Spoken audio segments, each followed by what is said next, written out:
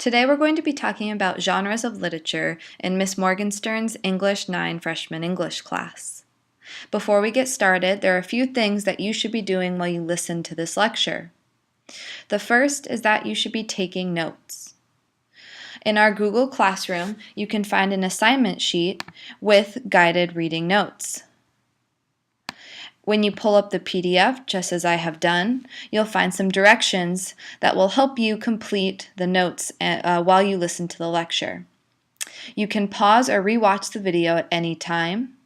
And remember, with notes, if it's written on the board, on a PowerPoint, or repeated by your teacher, you should probably write it down. In addition to taking notes while you listen to the PowerPoint, there are 7 questions that will guide you through the lecture. You can choose to handwrite this or type it on your computer. I suggest that you type it because all of your notes will be submitted to Google Classroom for an assignment. These notes will be due on Friday, the 9/23 at 11:59 p.m. You can choose to take notes by hand, separate from this, and then type up your notes to submit later. That is up to you. As we get started, I want to talk about the definition of a genre.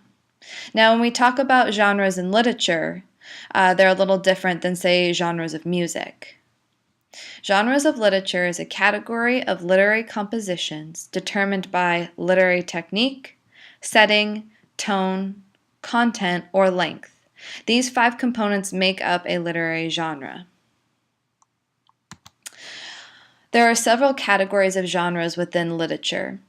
2 of them, kind of 2 major ones, are fiction and nonfiction. Before we move on to nonfiction, these black categories are subgenres of fiction. Drama is one of them: classic, comic, graphic novel, crime, detective, fable, fairy tale, fan fiction, fantasy, folklore. All of these are subcategories, subgenres of fiction. Nonfiction categories or subgenres include biographies, autobiographies, essays, personal narratives, memoirs, speeches, laboratory reports, textbooks, self-help books, and journalism. Now, on your notes, this is where I'm going to have you pause. Please tell me the difference between fiction and nonfiction texts. Once you have completed that on your guided notes, you can move on to the next slide. Classic genres. So there's different ways to categorize genres, and there's not really a wrong or right way. There's just a lot of different types of subcategories and ways to organize. The way that I've organized it is into 3 styles. You have drama, prose, and poetry. Now, we call these styles and not genres because it's the style in which you write. Dramas are usually written in script form. Prose are written in paragraph form, like any novel or short story that you would read. And poetry is written in stanzas, which are like paragraphs for poetry. We don't really need to worry too much about drama and poetry until 2nd semester. What we're going to focus on is your prose, which, like I said before, are 2 major categories for genres of literature: fiction and nonfiction, that we'll be focusing on. Below, I just have some more organized graphics of those examples of fiction and nonfiction. On your guided notes, it will ask you to list a few examples of nonfiction and fiction subgenres. This is a time that you can write that now. Now, here's another way that you can organize your genres. If you look here, I'm going to do a little Prezi zoom in. If you look here, we have literary genres, and that adds drama, comedy, tragedies, satire, romance, tragic comedies, and then there's literary techniques. That's more of the style that we talked about with drama and poetry and prose. And so that's one way that you can categorize literary genres in these like major books that normally you'd see at the library. And then the graphic moves to nonfiction texts, where we have another list of all the different types of subgenres of nonfiction. There we see textbooks, right here, see in journals and speeches, and those lists that we have just in a different form. We also have the fiction category, which has more subcategories as well. We have science fiction, tall tales, fables, fairy tales, mythology. There are lots of different subcategories for fiction, and there's no really wrong or right reason to say that maybe you missed a subcategory. What we're going to be focusing on, though, for genres of fiction is fantasy. Now, this directly relates to your summer reading, The Princess Bride. So, within fantasy, you have a bunch of different characteristics. Here, this graphic kind of starts talking about the different types of fantasy. You can have dark fantasy, that would be more like a horror genre. You have science fantasy, for those of you who know about science fiction, it's like Star Trek. We also have things like mythic fantasy, that's based off of myths. And sword and, I know you can't really see that right now, but sword and sorcery fantasy, that's where we get into like the Harry Potter. So all of these are subcategories of our major two categories of literary genres, which is nonfiction and fiction. What we will be focusing on today is fantasy. What I'd like you to do in your guided reading notes is read this journal prompt, look at the pictures, and spend about 5 minutes making a list of every characteristic you can think of that applies to the fantasy genre. While you're making this list, think about setting, plot, characteristics, characters. Try to get as many as you can within 5 minutes. Now would be a good time to pause this video and make that list now.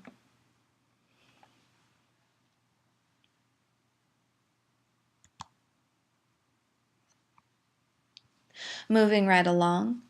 Now, The Lion, Witch, and the Wardrobe, which is the picture up here on the upper left, Star Wars, the trilogy, or sorry, not the trilogy anymore, but Aragon, the Aragon series, and then Harry Potter here, all have something in common. They're all under the genre of fantasy. So I want to talk a little bit about fantasy characteristics, okay? This is not an all-inclusive list. There are definitely things that can be added. But what I want you to do is I want you to compare this list of characteristics to your own list and see which characteristics you included in your list. So in general, when we talk about fantasy as a genre, they are considered stories of an unimaginable or impossible or contradicting the laws of nature, okay? They include talking to animals, alternative worlds, time travel, and magic. So things that are beyond this world. The characters, some common characteristics of the characters for fantasy, they're non-human characters, fantastical creatures like elves or Jedis or centaurs. A lot of times fantasy has the characters have their own language or a made-up language. And then we can also consider props characters. Now, this was from your summer reading where they had the list of all of the different types of archetypes of characters for fantasy. In setting for fantasy, generally our setting is new and unfamiliar. It's in a new world. It's in outer space on a planet that we've never even heard of. This is really something that's unique to the fantasy genre. For plots, there's often a quest or a journey, some big, long epic that needs to happen. And then it also follows a hero's journey. And we're going to talk about that in our next text reading, the Odyssey. But just hold that in the back of your mind that your heroes are going to go through a journey in fantasy genres. And then conflict with fantasy usually involves magic or impossible strategies. So something like to defeat Lord Voldemort in Harry Potter, they needed to use magic, wands, Harry had to die. Sorry, spoiler alert for everybody who hasn't seen Harry Potter yet or read it. And then there's often this good versus evil conflict. All right, so there's different types of fantasy. We have animal fantasy, toy fantasy, magical fantasy, enchanted journeys, and alternative worlds. All of these are different types of fantasy genres. In your notes, I'd like you to think of an example for 3 types of fantasy. So maybe come up with an example where you know a film or a novel you've read that is toy fantasy, or science fiction and space fantasy. Okay, I need you to come up with 3 examples, so you can pause this video now and add that to your notes.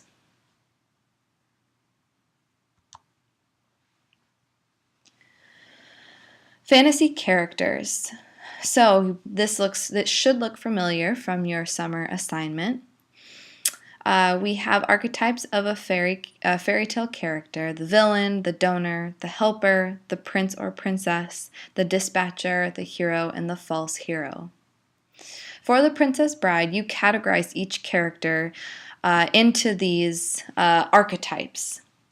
What I want you to do is to think, in addition to the Princess Bride, if there's any other fantasy film or novel that could apply props archetypes of fairy tale characters. What I want you to do is compare your list from your summer assignment to the characters of a fantasy film or novel of your choosing. So in your notes, you should have one section of the list of characters that you put for your summer reading from The Princess Bride. And then you should also have a list of a new film or novel that applies this fantasy characters to.